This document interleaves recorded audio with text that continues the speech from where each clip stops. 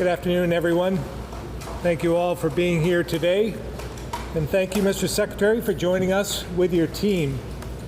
I've been incredibly impressed with and grateful for the fast response and close collaboration we've had with the Biden administration since the very start of our catastrophic flooding.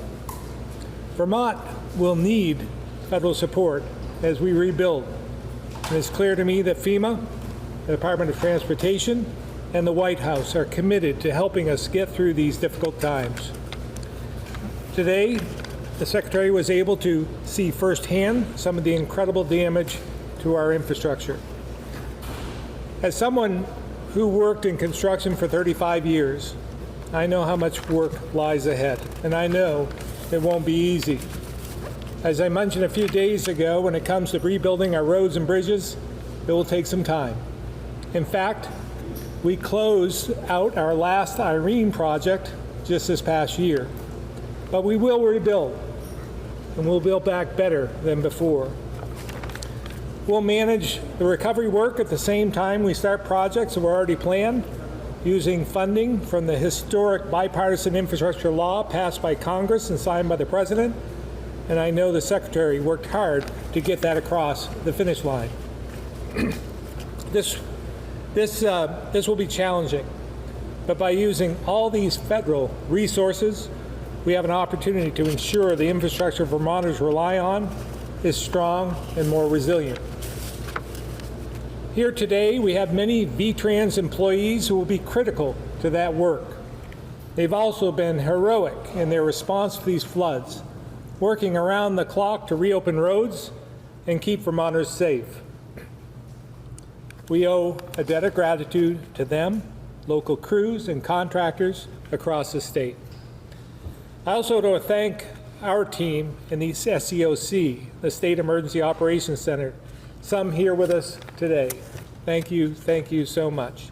They have literally been going 24/7, working with federal and community partners to coordinate resources and emergency response in all corners of Vermont.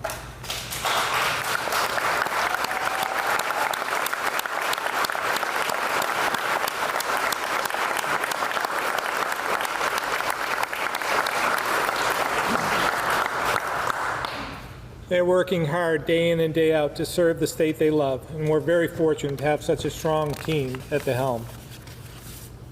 Since the very start of the state of emergency, I continue to be so inspired by the resiliency of Vermonters.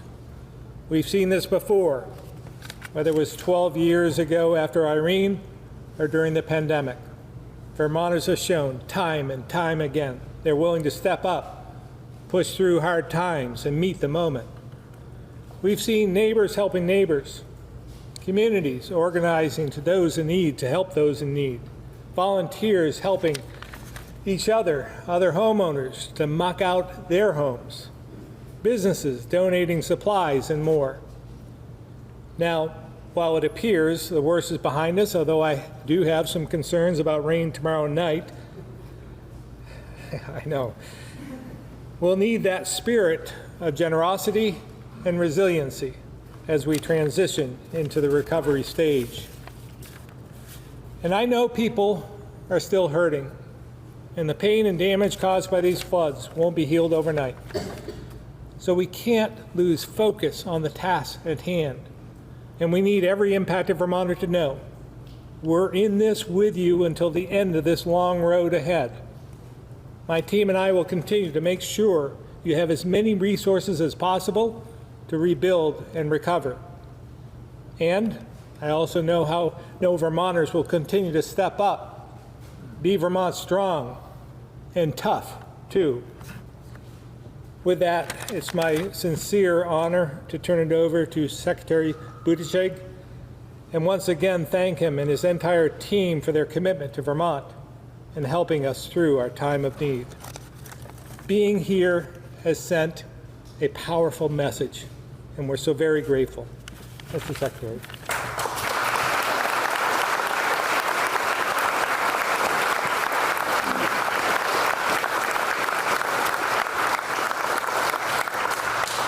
Well, I want to thank Governor Scott for your leadership, for showing us the not just the scene of what needs attention and support here, but also helping to show us that resilience that you described among the people of Vermont. And there's no doubt in my mind, as you said, that these communities and this state will recover stronger than ever.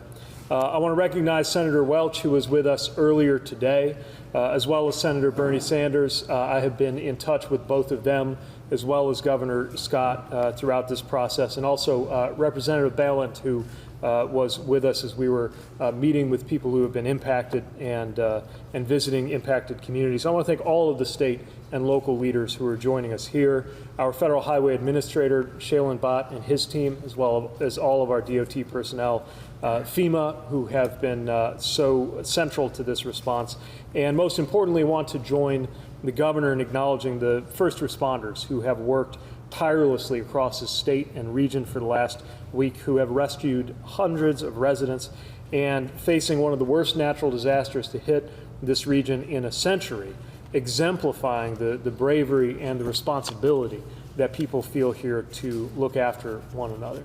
And that might be the biggest takeaway that I've seen here, is that readiness to step up. I've seen cooperation across various lines that can sometimes get in the way of getting good work done. I've seen people working across jurisdictional lines, across different layers of government, across party lines, and across any other barrier that could get in the way. And tearing down obstacles, literally and physically, is going to be the name of the game, and part of what we, with our piece of the puzzle at the DOT, want to be helpful with as well. Last week, President Biden approved a major disaster declaration for Vermont, and he ordered a whole of government effort to assist those state and local-led recovery efforts. As Vermont moves from the mode of immediate response to long-term recovery and begins the hard work of rebuilding from this disaster, I want to emphasize that the entire federal government, including the U.S. Department of Transportation, stands ready to continue to assist any way we can. When Vermont puts in its request for DOT emergency relief funds, we will do everything that we can to get those dollars here quickly and to be with you for the long haul, just as our department has been doing, as the governor noted, in the response to Hurricane Irene after 2011. In fact, in the years following that disaster, our Federal Highway Administration has provided more than $180 million in emergency relief funds to help repair the vital infrastructure that was damaged or destroyed by that storm, and we're going to do whatever we can this time as well. Of course, it's important to note that Vermont has endured two storms that would be called once-in-a-century events in the span of just 12 years. And I recall from my time as mayor of South Bend what it was like when we had two events come within 2 years that should have been once every few hundred years. Feels like every few weeks we see a new flood, storm, heat wave, drought. It's not lost on me that our skies are hazy because of wildfires that are of a nature and severity that should not be an annual event, and yet here we are. Americans are seeing the results of climate change with our own eyes and dealing with the consequences. So, as elected leaders, our most important duty has to be the safety and security of the people we serve, including when it comes to climate resilience. And in terms of transportation, that means making sure that our infrastructure is built to withstand the extreme weather that's happening more and more often and showing itself to be more and more extreme. Just a couple of months ago, through President Biden's bipartisan infrastructure law, we've been able to open applications for the first round of a new program designed to make our highways, transit, ports, and rail systems more resilient in the face of extreme weather, called the PROTECT program. And the application window for that program closes on August 18th. So I want to encourage any local governments, tribal governments, state DOTs. Certainly I expect this region to produce competitive applications. I want to invite everybody to take a look at that program. When disasters like this happen, in addition to the cost measured in lives and livelihoods, the cost to infrastructure is very real and very clear. First responders depend on roads and bridges to do their job in an emergency. And of course, everybody relies on them to get to where they need to be, to get to work, to check on loved ones. And we know that we need to rebuild the infrastructure so that people in this region can rebuild their lives. And that's the work that we are here to help with. Again, Governor and your team, I want to thank you for your service to the people of Vermont during this difficult time. And I want everyone to know that across this administration, we will have your backs as Vermonters do everything to rebuild and recover. Thanks again for inviting us to be here.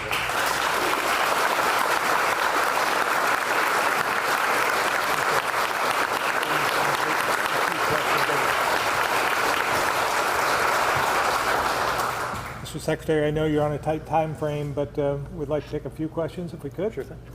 Secretary, when we get to the point of the U.S. DOT actually distributing funds to Vermont, how will the department make sure that those funds are distributed equitably, particularly among different socioeconomic areas?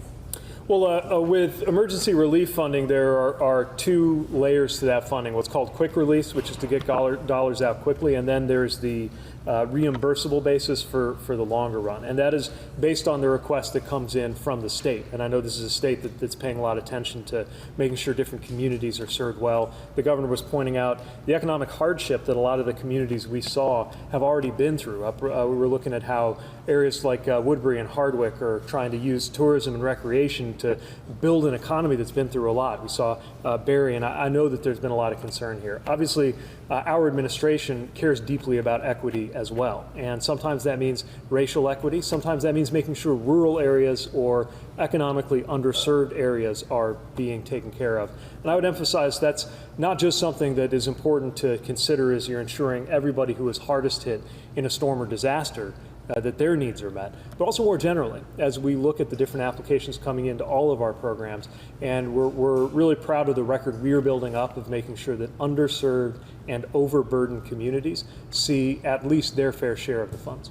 Thank you for pronouncing Barry correctly. I did my best. When we are also getting to the point where funds are being distributed, how will the DOT coordinate with some of these really small communities that maybe only have one or two people actually working for the municipality? We don't have many resources. Yeah. I'll editorialize briefly and then phone a friend with our Federal Highway Administrator who's going to be overseeing that process. But I'll just mention two things. One, it's very important to us to be user-friendly for smaller communities because having been the mayor of a relatively small city, in the grand scheme of things, knocking on the door of the US DOT, I know what that can be like. The second thing is I want to acknowledge the work of our team on the ground. We have federal highway personnel who are based here in Vermont. They can't even work in their normal office because of what happened to the federal building, and VTrans is hosting them. And they built relationships that I think are going to be part of the glue that makes all that possible. But let me take the liberty of inviting Shaylin to share a little more about how that process works in detail. Yeah, absolutely. The Secretary is exactly right, and I think his experience being a mayor, he understands how important it is to get those resources directly to the communities that are hardest hit. Our division staff that has been reaching out, working closely with to find out where those folks are. If there are local communities that need help, we have LTAP, our local technical assistance programs that are available. So our message is to communities big and small, the federal government is here to help and will provide the resources that are needed. Could you just spell your name? Sure. Shaylin, S-H-A-I-L-E-N, last name Batt, B-H-A-T-T, and I'm the Federal Highway Administrator. Mr. Secretary, the administration is proposing an EV charging tax to accompany the federal gas tax in order to pay for some of the things that need to happen. One thing that's very important to President Biden is not to introduce new taxes impacting Americans making less than $400,000 a year, and that's something we've held to at the federal level throughout our administration.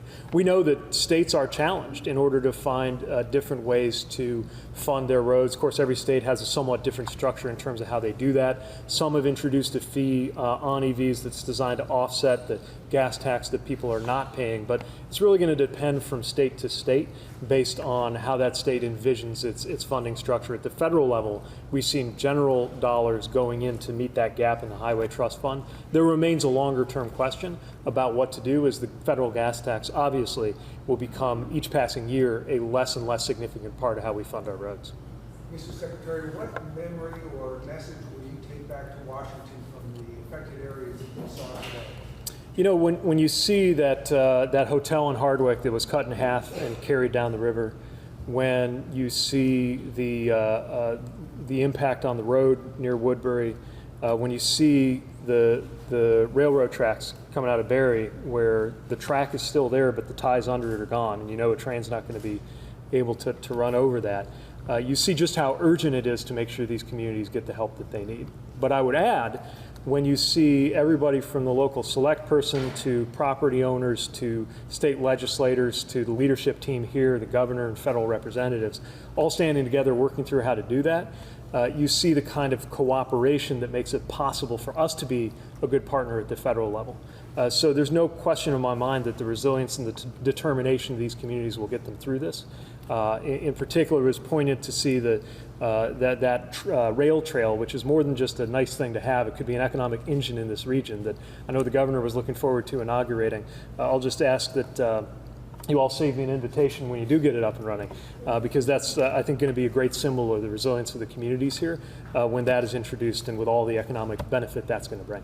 Mr. Secretary, in terms of climate change, as you mentioned, taking a toll on infrastructure, but also communities as well, how should communities in Vermont, but more broadly Americans, be thinking about rebuilding, and should we be rebuilding in the same place? Well, look, we can't go into the future requiring communities to put everything back exactly the way it was if a 100-year flood is about to become an annual event. If your road gets washed out and we have you put it right back the way it was and then it gets washed out again, are we really going to repeat that? And the idea of programs like Protect is to build smarter and to prepare this infrastructure for the future. We don't have time to get caught up in political and ideological debates about this. It is upon us now, and we need to respond now. And we're going to rebuild in different ways now. And that's already part of our approach, whether we're talking about emergency response or the long-term vision under President Biden's leadership for this infrastructure reconstruction. And you're going to see that continue to be a hallmark of the work we do on projects across the country. Mr. Senator, can you talk about the long-term cost of repeated reaction to natural catastrophes like this? 12 years, we had another one, now we have another one. Philadelphia, another crisis. How much can we take, and how much of a toll is it taking in the federal dollars? Well, there's no question that this is not only costing taxpayers through the federal government, but it's costing the homeowners and the business owners. Even if 100% of them knew that they would be made 100% whole financially, which is far from certain, there would still be the upheaval and the disruption that so many people are facing. And it's really remarkable that there was not more loss of life, and that too is a credit to first responders. So we see the very impacts and harms that we've been warned about for some time upon us right now. The question is, how are we going to respond? For transportation, it means making sure transportation is less of a contributor to the problem for the future, which is why we're building smarter and greener for the future. But it's also just facing reality and knowing that these things are happening whether we acknowledge them or not, and designing and building in ways that incorporate that and make us stronger so that you don't have to deal with it in the ways that we have been forced to in the years leading up to this point. All right. And can you give us your personal reaction to seeing the devastation as a human being? Well, it's heartbreaking to talk to the owners of that inn who described what they had put into building a business that was not just a business, but part of the economic recovery of that region around Hardwick. Or to see with the pride of a former mayor who loves new infrastructure assets, the brand spanking new bridge that was part of the gravel trail that we saw that was torn in half by the power of those floodwaters. It's a reminder of the extreme nature of weather events that are happening more and more often, and the human impact of what happens here. But again, I'm also going to be going back to Washington this evening with a sense of optimism about how this community, these communities and their leaders can respond and come back stronger than ever. And of course, we want to be a big part of helping with that process. Governor, I'll leave it to you to have the last word. Thank you all very much, and I really do want to give my sincere thanks to Secretary Pete and his team and all of the SEOT teams, all the folks in recovery, VTrans, Swiftwater Rescue, and everyone for pulling together during these tough times. And we saw it when we were out on the road today, and people willing to step up, even having damage themselves, but willing to help others get through their difficulties. So again, it says a lot about Vermont, and I'm tremendously proud to be your governor. But we have a long road ahead, and we'll get through it with the help of the federal government. And the Biden administration has been really, really essential and very cooperative in trying to send the message to us that they're here with us, and they're going to help us see this through. So again, I want to thank you for coming, and look forward to you coming back to the rail trail opening. You can do the 93 miles with me. And Maybe I'll do about half that. We'll see how that goes. don't let him.